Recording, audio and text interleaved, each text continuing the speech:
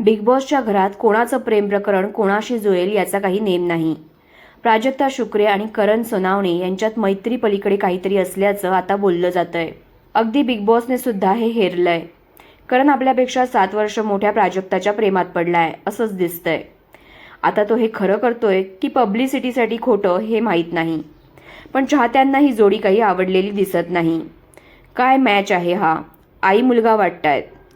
हे तर मला सुरुवातीपासूनच बहीण भावासारखे वाटत होते. यांचं आता वेगळंच. शेवटी करण फायनल झाला वाटतं. राकेशचा पत्ता कट. हे जरा अति होत आहे. कसं तरी वाटतं मला या दोघांना पाहून.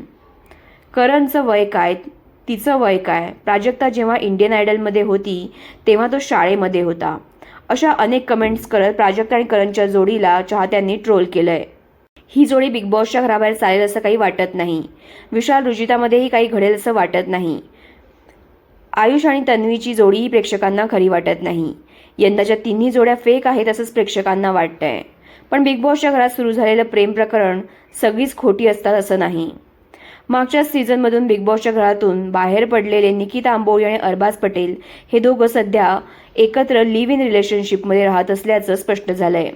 या दोघांनी मुंबईमध्ये एकत्र घर घेतलं असून त्यांचं हे लॅविश घर त्यांनी फराह खानच्या शोमध्ये दाखवलं होतं. यातच आता हे दोघं 50 या शोमध्ये सहभागी झाले आहेत.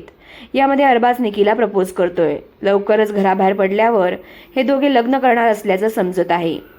तर मग तुम्हाला अरबाज आणि निकीची जोडी आवडायची का हे कमेंटमध्ये सांगा. सोबतच प्राजक्ता आणि करणमध्ये जे चाललंय त्यावर तुम्हाला काय वाटतंय हे कमेंटमध्ये सांगा.